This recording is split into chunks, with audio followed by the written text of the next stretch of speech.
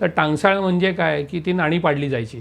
आता महाराजांच्या काळामध्ये जी काय नाणी बनवली गेली होती ती सगळी डायस्ट्रक पद्धतीने नाणी बनवली जायची, म्हणजे ती ठोकून बनवली जायची. आता तिथे जर नाणी बनवायचा कारखाना जर आपण म्हटलं तर ती खोली किती पाहिली असेल तू, त्याच्यामध्ये अक्षरशः 10 बाय 10 फुटाची खोली, एवढ्या याच्यात बसून ती नाणी पाडायची म्हणजे हे किती अवघड होईल काम. बरं त्याच्यामध्ये ती गरम करायला लागतात, तिथे टेम्परेचर लागतं. बरं महाराजांच्या वाड्याच्या शेजारीच तिथे ठक ठक ठक ठक आवाज त्यांच्या कानाशी सारखे होणार, त्यांना त्रास नाही का?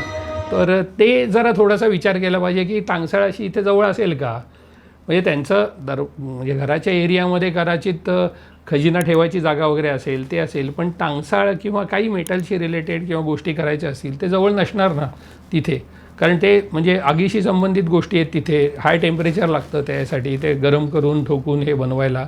आणि परत आंघोळीच्या जागेच्या शेजारी लगेच टांगसाळ, म्हणजे हे काय म्हणजे म्हटलं की ज्याला म्हटलं जातं टांगसाळ. कारण तू गंमत जर बघितलीस तर राणी वशाच्या ज्या मोऱ्या तू म्हणालास तशी सेम रचना त्या टांगसाळीच्या सोकॉल टांगसाळीच्या आतमध्ये बघायला मिळते, की जिथे असं चुलीसारखं वाटतं.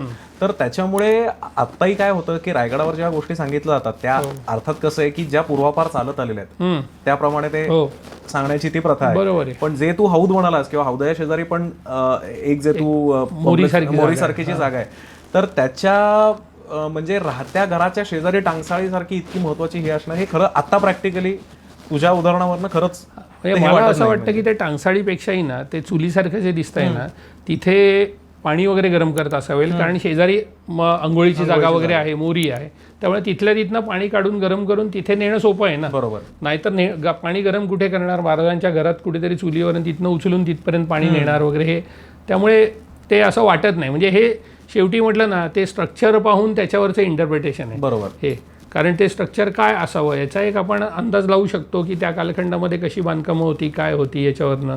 त्यात ते आत्ता जर बघशील टांगसाळीचं तर त्याच्या सगळं स्ट्रक्चर हे विटांचंच आहे ते सगळं. त्यामुळे तिथे आपल्याला परत ते लेटर पिरियडमध्ये झालं हे आपल्याला लक्षात येतं.